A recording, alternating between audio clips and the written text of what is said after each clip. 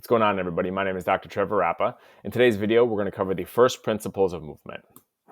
Let's start off big picture by talking about the impulse-momentum relationship. And if you've taken our Return to Sport Acceleration and Agility course, you can kind of understand that this is the foundation basically of that course. And that's kind of what I want to share with you guys today is how do we apply this to make an impact with our athletes? So the impulse momentum relationship tells us that force applied over a period of time is equal to an athlete's mass and their change in velocity. When we think about dynamic movement in sports and covering space, this is the foundation of it. So there needs to be some sort of translation of the athlete's center of mass through space, just basically how the athlete covers ground on the field or on the court or whatever their sport is. And to do that, they have to apply force over a period of time. So because of the impulse momentum relationship, there's 4 questions that I always ask myself. 1, can the athlete produce enough force? 2, can they produce force fast enough? 3, can they produce force at the right angle? And 4, can they produce force at the right moment? So basically, there's 4 qualities that I'm trying to assess with that allows me to determine what an athlete's trainable deficits are. So we're looking at the athlete's magnitude of force production, their rate of force production, their direction of force application, and then their timing of force application. I'm going to give you examples today of what each one of those qualities kind of looks like when it comes to athletes moving in their sport or how we help prepare athletes and move athletes along the return to sport continuum. And we're also going to go over some of the things that kind of underpin each one of those qualities. So magnitude. When we're talking about magnitude, what we're really looking at is just relative peak force production. And really relative strength is probably the most important thing there. So the first part of the impulse momentum relationship is force. So we're looking at the athlete's force ceiling, essentially.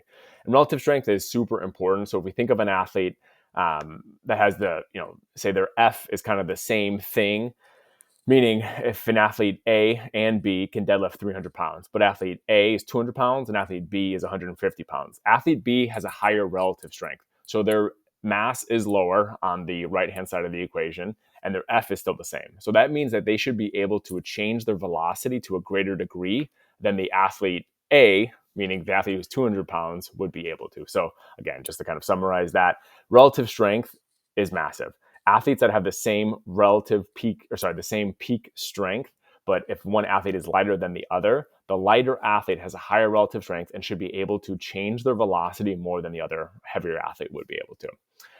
Muscle morphology makes a big difference in terms of an athlete's peak force production. So we're just like the muscle fiber type 1, type 2, all that kind of good stuff makes a difference in terms of what the peak force ceiling can be. Muscle cross-sectional area, to me, is one of the biggest things for our return to sport athletes. So if we think about one of the things that happens after a surgery or after an injury, if there's a period of rest, especially if it's kind of extended for weeks or maybe even months, is atrophy. And what muscle atrophy is a loss of muscle cross-sectional area. Muscle cross-sectional area is directly proportional to peak force production. So if we have an athlete that had an ACL surgery on their left leg and they lose quad size, just by the fact that quad is smaller, it will not have the same peak force production capacity as their right side or their uninvolved side. So regaining cross-sectional area, meaning like going through a hypertrophy program and trying to regain muscle size, is super, super, super important in that kind of early mid stage for our return to sport athletes. The length tension relationship, muscles function best on a mid-range, or in the mid-range, so not at super short or super long lengths. This is why the positions that we help get our athletes into when we're doing dynamic movement is really, really important. So if we think about an athlete, whether they're sprinting, backpedaling, shuffling, whatever it is, if they're standing straight up, they don't have a good length tension relationship to be able to produce force and put force on the ground to be able to move in whatever direction they want. And if they're starting too low, like at the bottom of a squat, it's the exact same thing. So we've basically either shortened the muscles too much or we've lengthened the muscles too much for them to actually develop and produce force in a way that's usable and actionable. So getting athletes to start in good positions, good proximal positions, good length tension positions is really important for athletes to be able to actually use their force well when it comes to how they move and the type of contraction. So we're going to talk about eccentric, isometric, and concentric contractions. And I think one of the things that's most important with that is just understanding the type of force and the type of contraction that we need to be assessing based upon the task that we're looking at. And we'll talk about that a little bit more as we go through today's presentation. So as a child of the 90s and a massive Packers fan, when it comes to strength, one of the things that always stands out to me was Reggie White. And here's Reggie White in the Super Bowl with his patented hump move, just throwing a 300-pound man basically off of his feet and then running a bend, fighting through contact, having another 300-pound man lean on him and trying to push him over. The strength needed to be able to do those two things is massive. So you would not be able to do that if your peak force was low. Another athlete that always stands out to me from a physicality and strength standpoint would be, would be Shaq. Here's Shaq in the post, just pushing somebody else around. Again, pushing another person around requires a ton of strength, and this guy got pretty pissed off that he got bodied up by Shaq here.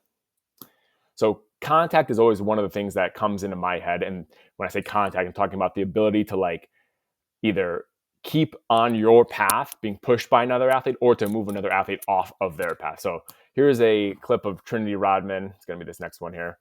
Pause it. So that's her kind of starting at the top of the screen there, getting pulled on, fighting through some contact, staying on her path, getting to open space, and then we see her just hit a rocket into the net. So the strength to not only fight through contact, to stay on her path, maintain possession of the ball, but then the strength to rip that ball right by the goalie is huge. So those are just things that you cannot do if you do not have good peak force production or really good relative strength.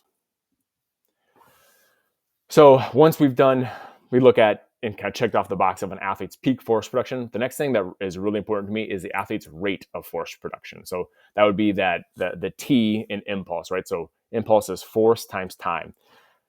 In sports, time is limited. There is not unlimited time to do whatever it is, whether that's jump, whether that's sprint, whether that's change direction.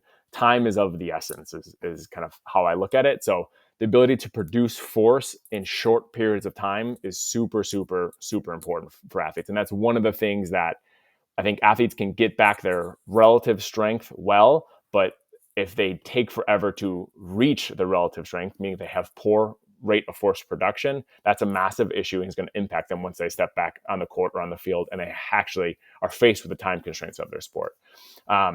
Eccentric deceleration is one of the first things once we've improved isometric, concentric, and eccentric strength that is really important. So eccentric deceleration is the ability to basically hit the brakes and stop their momentum quick. And I would say most people kind of know that most injuries occur like once the foot touches the ground. If we're talking about like an ACL injury, so it's during that eccentric loading or braking phase is when most injuries occur. So improving eccentric deceleration is one of the first keys as we're kind of getting past the peak force production, relative strength phase of our programming, and we're getting into more rate stuff. I'm always working on building the brakes, like a lot of people say, before worrying about kind of more of like the concentric strength. And the eccentric deceleration is a combination of eccentric and isometric strength, in my opinion. Power is force times velocity. We can break power up into muscular power and elastic power. So the force velocity relationship tells us that like if a muscle is contracting too fast, or if the velocity is too high, the force from the kind of contractile elements of the muscle is going to be limited. So when we're talking about muscular power, we're thinking more, when we're talking muscular power, it has more of a strength element to it rather than elastic power, which we'll talk about here in a second. So the muscular power to me is like long stretch shortening cycle stuff. So we're thinking of like a counter movement jump is a really good test or proxy for muscular power. So broad jump, counter movement jump, all that kind of stuff tells us what an athlete's long stretch shortening cycle or muscular power is. Elastic power, we're looking at kind of the short stretch shortening cycle, so that kind of below 250 millisecond contraction times. And it really, one of the things that underpins the elastic power is like the stretch reflexes. And we'll go over a bunch of videos here of different plyometric variations that we use with our athletes that can help train and improve elastic power. So there's tons of neuromuscular properties that underpin an athlete's ability to have like really high force production. Some of it's motor unit, can't even say that, synchronization and firing frequency. I don't personally like, not that I don't care. There's so many properties that underpin like each one of the qualities I want to talk about today, that this is not like an exhaustive list by any means.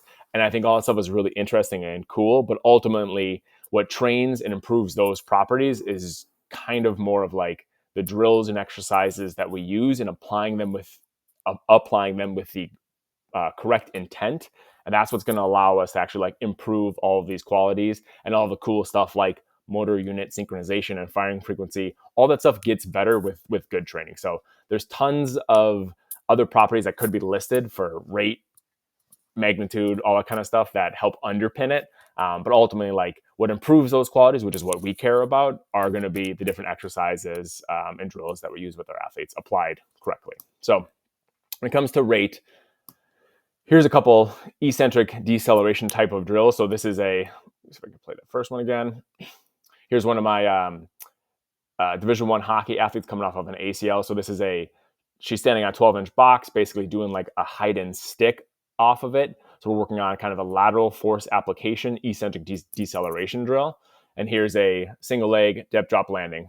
So trying to get her to stop her center of mass from going further down towards the ground once her foot touches. So those are a couple of drills that we use to improve that rate of force development, to improve eccentric deceleration and isometric strength. Here's again. Awesome.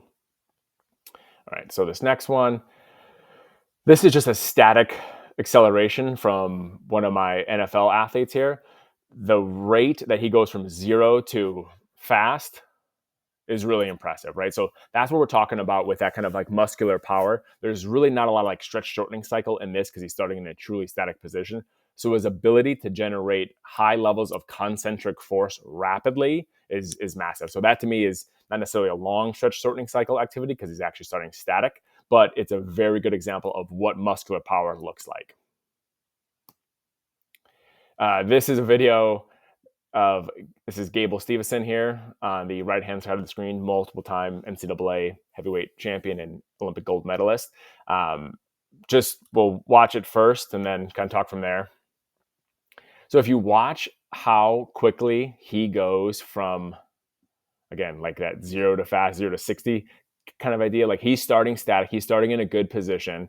We can watch him reposition that right foot and cover a ton of space to get in deep on this single leg shot. So this is a really good example to me of, again, muscular power. Because of the repositioning step, I would say there is some long stretch shortening cycle activity in this drill, in this clip.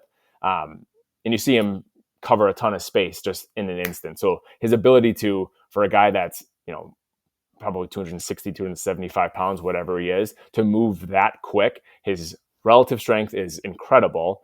And then his rate of force production is also incredible, to be able to get in and basically just take this guy off of his feet instantly.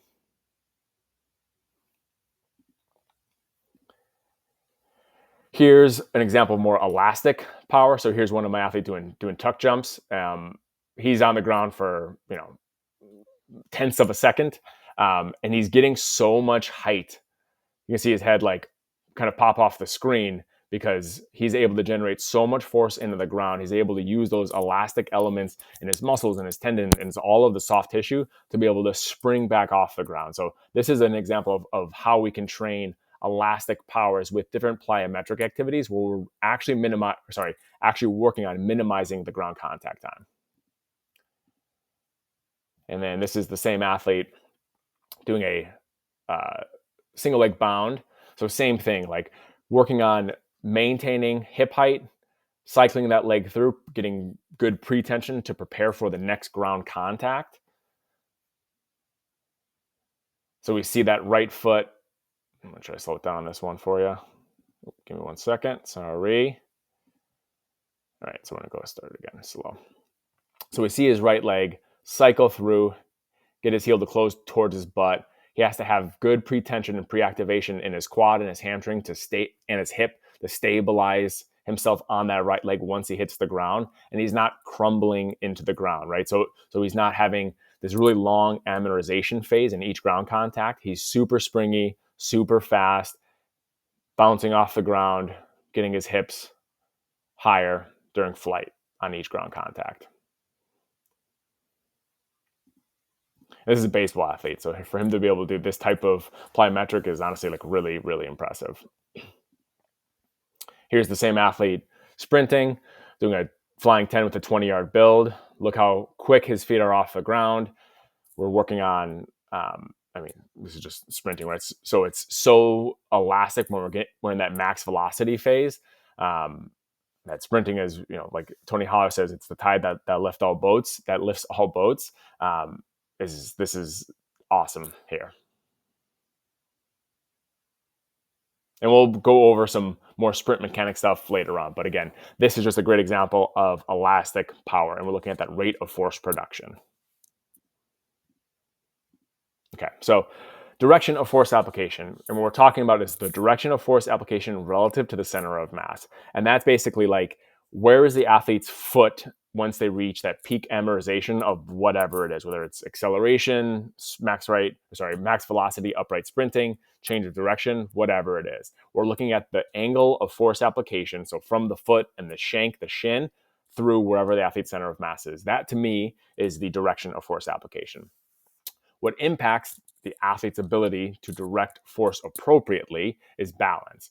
So I'll give you more examples when we kind of go through these videos here in a second, but I always want my athletes to maintain balance as much as possible. And one of the reasons for that is if we think about athlete guarding somebody, like defensively guarding somebody, they have to be able to guard not only the first move, but the second move.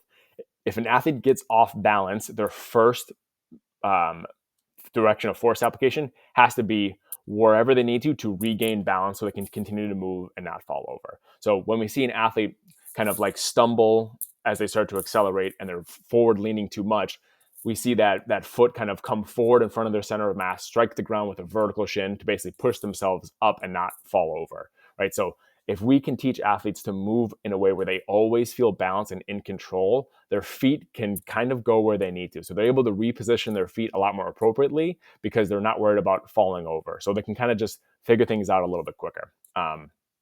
Trunk control is massive. Having good stiffness in their trunk, that doesn't mean that they're, and I said the stiffness and rigidity are very different things to me. I want athletes to have stiff trunks, right? Because that allows them to be able to handle the forces, the transverse and frontal plane forces when we change direction more appropriately. So they don't have a ton of trunk movement, whether that's like shoulder dump or trunk sway, whatever it is.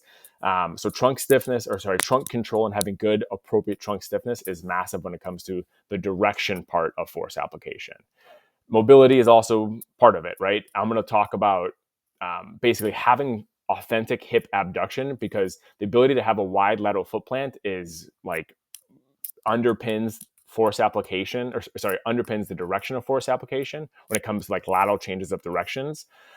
So athletes have to be able to get their feet outside of their center of mass, but to get that with good balance in their trunk, they have to be able to abduct at their hips. So if an athlete has 5 degrees of hip abduction, they're going to have to do something at their trunk with more trunk lean to be able to find a relatively lateral angle force application. So to be able to get into that wide lateral foot plant, they're going to have to do something kind of funky at their trunk. Repositioning steps.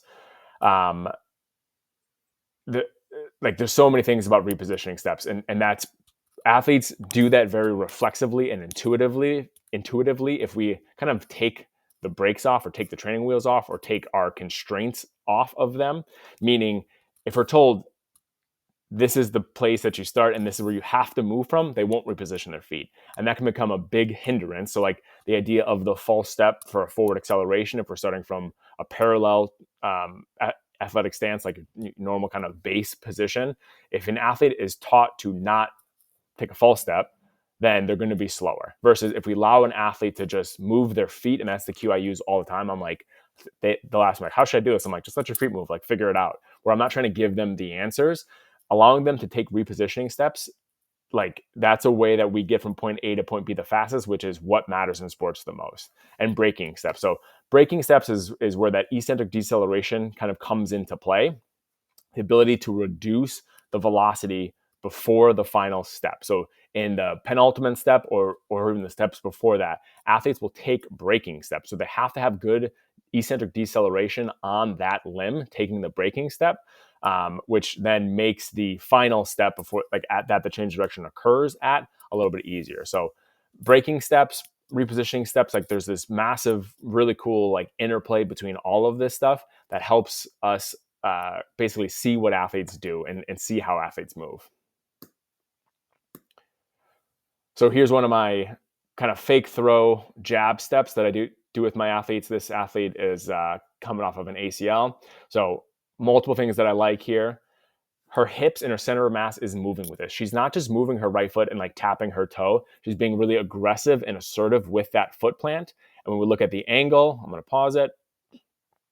That right foot is relatively parallel to my line here. So we have that good closed off foot that I'm always looking for. We see the angle of force application going from her right foot through her knee and through the opposite shoulder. So she's in a really good position here. She's in a safe position for her ankle, knee, hip. We see her shoulders and pelvis staying relatively over each other, right? She's not like overly leaning her trunk one way or the other. This is one of my like kind of starting drills when we're getting into change of direction work to make sure athletes can get into that angle that I'm looking for. So she's actually abducting her right hip to be able to put her foot down. So we don't see anything weird here. She's moving her hip independently of like the rest of her body, which I really like. Here's just a rebound hidden with that same athlete that I showed before sprinting. Lots of things that I like with this one. Again, he's reaching his foot out. We see relatively parallel pelvis and shoulders here. He's in some hip abduction, and we see him as he loads. I might go slow it down again. We see that hip internal rotation occur, that closed chain hip internal rotation on this left hip as his right hip rotates around to be able to load his glute, help load his quad, and then he pushes off. So we see this movement in his pelvis, this movement in his trunk, this loading and this unloading occurring very dynamically and naturally in kind of a frontal plane plyometric exercise here. So we're working on lateral force application there, getting athletes into that wide lateral foot plant.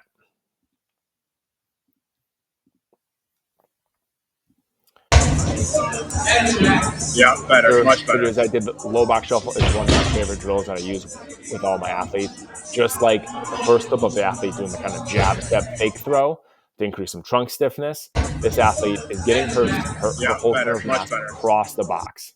I see that relatively parallel shin and trunk like I'm always looking for to show that we're using ankle, knee, and hip simultaneously and together really well and synchronizing it. And then here's the same athlete doing a hip turn. I'm going to try to pause. I'll go full speed first. Hip turn into an acceleration.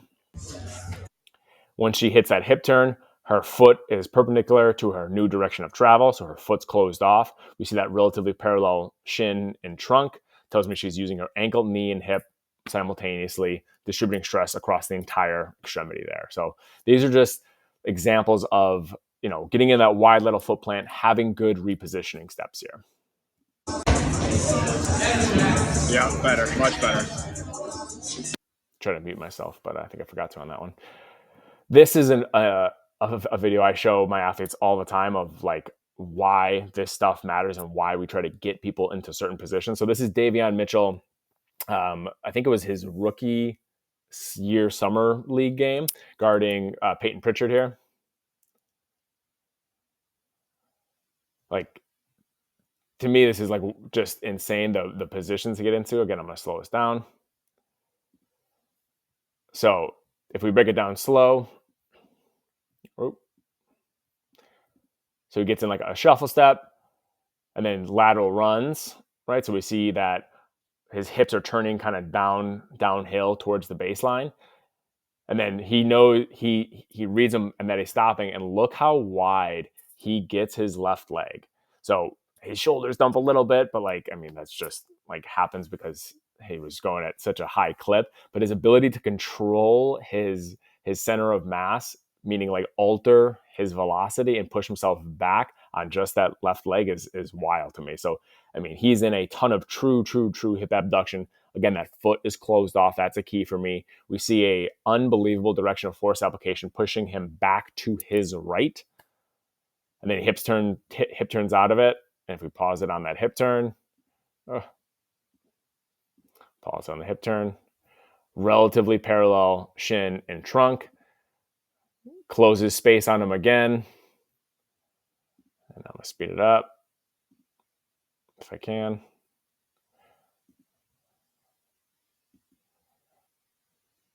Closes space, doesn't let him get away, and like forces a bad pass there. So that is just a great example of closing space defensively, getting into the appropriate angle of force application, being able to get it into that wide lateral foot plant with really, really good trunk control here.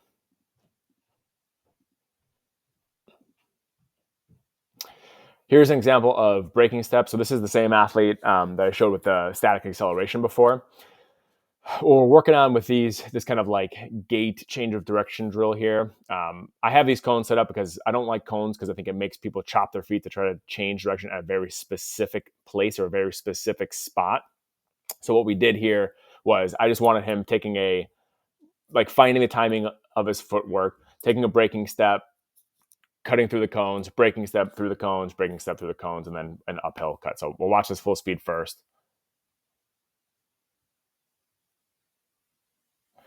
So in this drill, I'm going to slow it down again. I want him to take a right breaking step, plants on his left. So break, plant, separate, as Tony Villani says. Getting through the gates, left breaking step, right plant, accelerating through the gates, same thing, left breaking step, right foot through the gates, and then a single leg cut off that left leg, accelerating uphill. So what's really cool about these breaking steps to me, and little context, like this athlete was coming off of a left leg surgery, left leg injury. So I was trying to assess, can he apply a breaking step in the same way on each of his limbs? So where does that right foot land relative to his center of mass when he's doing this right leg breaking step here and planting off of his left? Same thing when he goes in this left foot breaking step and he's not cheating. He's not taking like a couple of quick breaking steps on that right foot before, getting his left foot out in front of his center of mass to slow himself down, applied a ton of braking force there. And same thing, getting his left foot out in front of his center of mass to slow himself down on its limb. So to me, like this drill is an assessment. I don't really care. It's like this drill, I think it looks cool, whatever. But to me, I'm doing this drill because I want to assess, how does he change direction? How does he apply force? How does he, does he need to cheat with that right leg and protect his left leg when he's doing these types of changes of direction? Can he apply a sufficient braking force on his left and his right leg? And I would say at this point he could. And in one of my other presentations, you can kind of see a pre and a post of this. And there's a big difference in terms of his aggressiveness, putting that left foot down into the ground for a braking step on his left leg initially compared to this one. So we'll watch it one more time. Actually, let's go full speed. I'll go normal here. So full speed, right breaking step, left plant, left breaking step, right plant, left, right, left.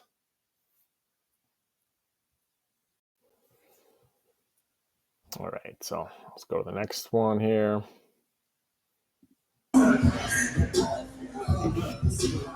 Here's kind of hard to see almost. So if you look, this is one of my athletes right here coming off of a right ACL injury. This is more towards the end stage.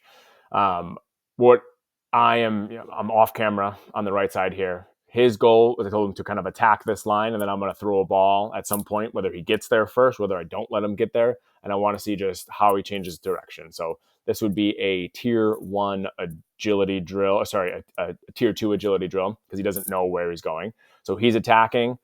I'm going to throw a ball behind him, drop it in front of him. Once I drop the ball, throw the ball, he's just got to go get it off one bounce.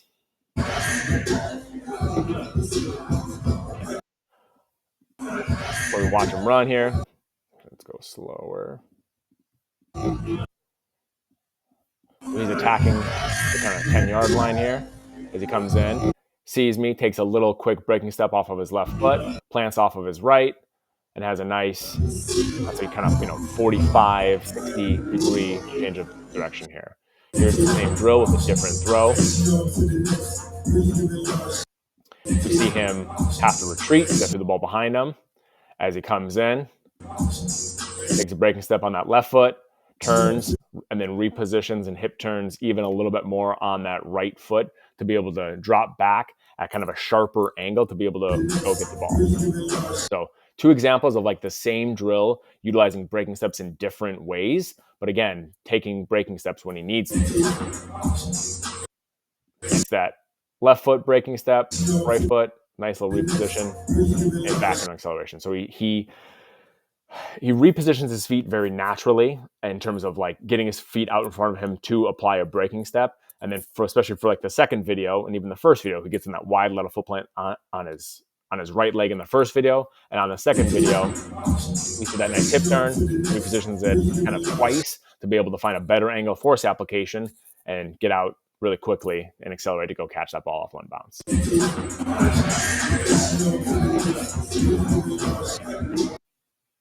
All right. So this is a video, I think I screen recorded this. This is from last year's playoffs. Anthony Edwards. Just a really good example of athletes repositioning their feet. And we're looking at like the angles he gets into. I'll slow it down here in a second. So if we just kind of watch this, he kind of goes in that float. Left foot touches the ground, repositions the left foot to accelerate to his right a little bit, starts to go attack downhill, realizes he's got the defender going that way, quickly repositions that right foot outside and in front of him so he gets in that wide lateral foot plant. That foot is closed off to his new direction of travel. He's staying balanced in his trunk, relatively parallel shoulders and hips, pushes back to create space, does the same, like gets that nice crossover, create space, same thing in terms of wide lateral foot plant, good balance in his trunk, closed off foot, creates a ton of space to be able to hit the jumper. And if you look at it from the other angle, kind of hard to see in that one. But you can see just like the angles of his feet. Gets that nice turn, loads his hip, knee, ankle together. Same thing, loads his hip, knee, ankle together, creates space, hits the shot. And here's a clip of Gale Sayers just being awesome. Like it's always cool to watch some of these like old videos. It's like athletes have kind of always moved this way. And watching old clips is really neat to see somebody who is so dynamic and just do a lot of the stuff like, not that I'm telling him to do, right, but just doing this stuff that we see that us as practitioners, as coaches have kind of learned. We see on this first one, a couple of really nice wide lateral foot plants, creating space, gets that nice shake, stays balanced in his trunk as he hits this, gets, again, my Packers, hits this wide lateral foot plant, has good balance and control in his trunk to create space, be elusive. We see a couple breaking steps here. Pop, pop, pop, gets perpendicular to that new direction of travel, relatively parallel shin and trunk because he's balanced and using his whole lower body. And again, just like letting his feet move. I think that's, if you take away anything from this presentation, encourage your athletes to just let their feet move. Solves a lot of problems. Nice wide lateral foot plant there, good balance in his trunk. That's why he doesn't fall over. Wide lateral foot plant, stays balanced in his trunk, creates space laterally. All right, so last component that we're going to talk about is timing. So in sports, athletes have to be able to either create or close space. So we think offensively, athletes look to create space. Defensively, athletes look to close space. There's a lot of things that go into an athlete's ability to create or close space. Some of it's the athlete's reaction time, their ability to anticipate and kind of like read the game in front of them. So there's a lot of things that like I think are kind of inherent for athletes that they can get better as they like play their sport. And it's not something that we're going to spend a lot of time talking about. I plan to do another presentation a little bit later on talking about some of the things that impact what an athlete does in terms of like what they're looking at, because that can help us design drills and things like that. But when an athlete applies force on the ground to be able to make a move, to create or to close space. So again, that reaction time, them having good anticipation, them having good situational awareness, all of these things go into play in terms of like that perception action loop that people will talk about, that allows athletes like be so dynamic. And one of the things that I have noticed, that I see more and more, it's like, especially when we see these like really good jukes, is athletes break the cycle. So when we watch an athlete run, there's a very cyclical pattern, whether it's running forward, moving laterally, of right, left, right, left, right, left, right, left, right, left. Breaking the cycle is an athlete's ability to go like right, left, left, left. So it's the ability to kind of like reposition the same limb to basically break the cycle and not give an athlete like an indicator that something else is coming. So when we watch somebody run and we see that cyclical right, left, right, left, right, left, if their left foot touches the ground, we think if the right foot touches the ground, again, the right foot pushes us left, right? But if we go right, left, left, the left foot can push us right. So by breaking the cycle, I think it's like a very intuitive thing that defenders can't anticipate, right? So being elusive and being creative in your sport and just letting things kind of happen, like each situation in sport is different. Even if, you know, you have the same like play in football going against the same defense setup, like each time you run the exact same thing, it's going to be different because so many variables change within each rep. So when we watch people in sport and when we do drills, even in our much more constrained, confined setting, if we're doing tier 1, tier 2, tier 3 agility drills, we can see different strategies emerge, right? We're trying to give athletes the ability to like get reps and just practice being free in the movement and figuring things out and solving problems. So timing to me is just the ability to like apply force at the right moment to accomplish the task is kind of almost a simpler way to say it. So it's like reading the defender to apply force at the right moment to get around them, anticipating what an offensive player is going to do to be able to apply force at the right moment because you reacted at the right time to be able to close space on somebody. This is Isaiah Wong from the Final Four a couple years ago, up here at the top of the screen. Watch how he repositions that right foot and creates a ton of space. So for whatever reason, slow it down if I can on here. So he like his anticipation and his reaction is so good. You watch the timing of it. The defender starts to move left. The defender moves to their left. As soon as he does that, he reacts, gets into that wide lateral foot plant, closed off foot, angle of force application through his opposite shoulder, and is able to accelerate and just blow by the. So that's that timing, right? So he's applying good relative strength. He has great rate of force production. He has an unbelievable direction of force application in terms of that horizontal angle of force application. And the timing of it is exceptional. And that's why he's able to create so much space from the defender there.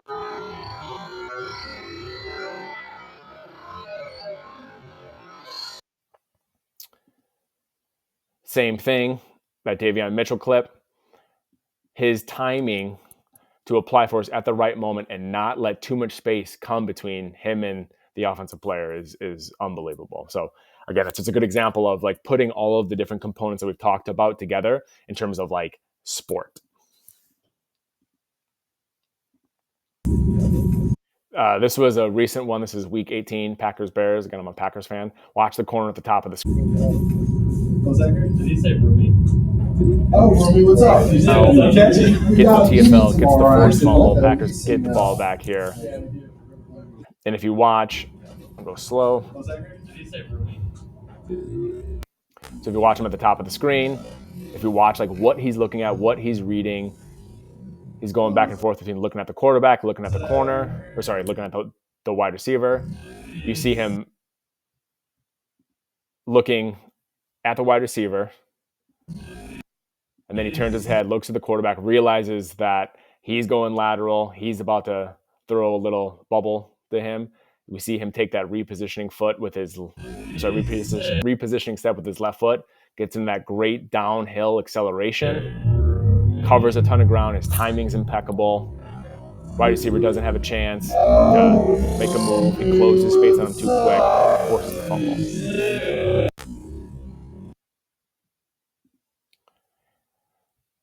Here's a tier 2 drill with that athlete I've shown before. So I'm having him shuffle to his right. I'm going to throw a ball left to right. He's got to go get it off one bounce. This is an example of breaking the cycle. So when we see somebody shuffle, so he's shuffling to his right, he's going to push with the left leg, get a little bit of pull with his right leg, and then repositions that right foot laterally. We see a really good angle of force application. Inside of his ankle, hip inside of his knee, shoulders, pelvis staying stacked, great balance here, and is able to cover a ton of ground and explode out laterally. So I'm going to slow it down.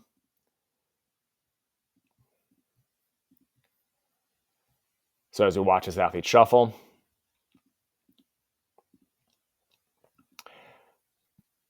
takes the directional step with his right foot, has that push off of his left, gets a little bit of a pull, pulls with his right leg. This left foot's doing nothing. He's got that little bit of a pull off of his right, and then repositions the right foot laterally. So he had left push, right pull, left push, right pull, and then takes a redirectional step, that I call it, for that right foot, gets it wide outside of a center of mass, and explodes laterally to get the ball.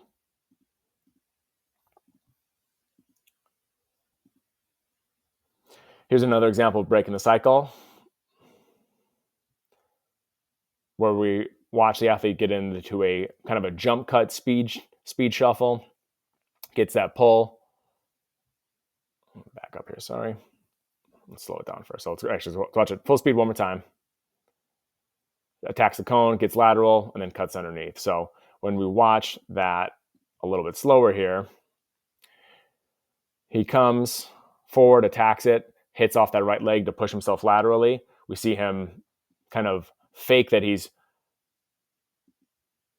pulling. So he gets that pull with his left foot to help pull himself to his left. We see him hit with that left foot again, and then repositions that left foot. So he did like 2 or 3 moves on that left foot before even doing anything off of his right. So we see that good closed off foot. His foot's wide. We got a good angle of force application, good balance in his shoulders and his pelvis. Gets that push off of his leg, push off of his left leg to cover ground laterally before he actually puts his right foot down to, again, accelerate. So that's an example of breaking the cycle, where we're going that right, left, left with this one. One more time. Right, left, left. 2 moves off that left foot before his right foot does anything. So breaking the cycle here. So when do we see that in sports? Here's Bijan Robinson here at the bottom of the screen. Just really juking somebody. So here's another angle for you. You can watch the timing of it. Craziness. So when we watch that in slow-mo, so he gets square, gets in like a good option posture to not tell the defender where he's going.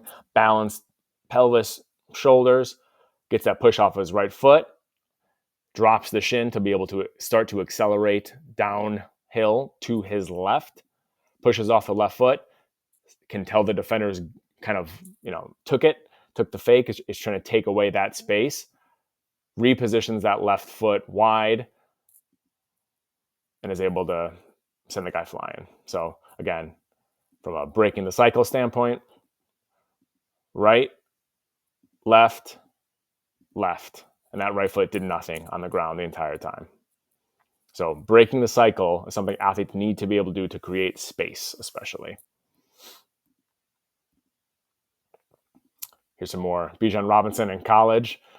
This is just such a cool example of applying force at such different angles, stringing together so many moves to be able to juke out like 3 or 4 guys and break a bunch of tackles. So we see that spin move, wide lateral foot plant with a stiff arm, accelerate, uses strength, right? Uses good magnitude, has good magnitude, good relative strength to be able to keep the defender off of him as he continues to run. So applying force at the right time to continue to create space and evade his opponents. Magnitude, rate, direction, timing, putting it all together. Last clip of the day is Micah Parsons, who's one of my favorite players to watch. We watch him get the sack here, runs upfield, gets off the chip block from the tight end, starts to accelerate again, is reading the quarterback the entire time, gets that foot wide, stops his center of mass, cuts back to his right, starts to bend, and gets the sack. So if we go back from the beginning again, we see him accelerate, uses his relative strength to not get completely knocked off his path by the tight end, starts to accelerate again. We see him push off that right foot, and you can tell he's reading the quarterback the entire time. So his anticipation, his reaction is incredible. As he sees that he's about to step up, we see his left foot reposition, get himself wide, get into that wide lateral foot plant. That foot is perpendicular, loads his ankle, knee, hip. Watch the ground he covers, pushing off of that left leg. So his ability to have eccentric deceleration on that left leg and then explode and push off and cover a ton of ground, has a great switch in that right and left leg, drives that right leg down and back, gets that left knee up in front of him, accelerates. We see him cut back underneath. He gets that wide lateral foot plant on his right leg the whole time while having great balance in his trunk.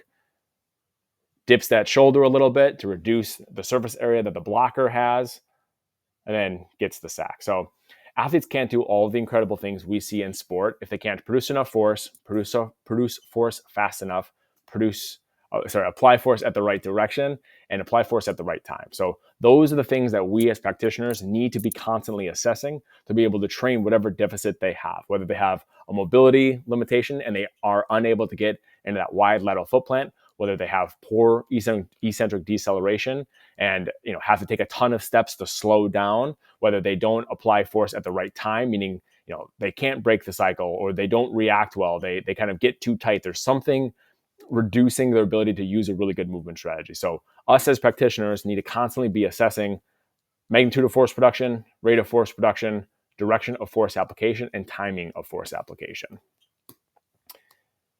And that is it for today's video. I really hope you enjoyed this. I love talking about this kind of stuff and the interplay between all of these different components, breaking down what we see athletes do in different drills that we do with them, watching watching athletes in actual sporting context and trying to understand why do athletes move the way they move. That's the question that always kind of drives me and is what I'm always trying to answer is why do athletes move the way they move and how can we help them move even better if we see some sort of compensatory strategy. So if you're not following us, please follow us on Twitter or X and Instagram @ResilientPPT to learn more about the collab and the performance rehab specialist certification we have coming out.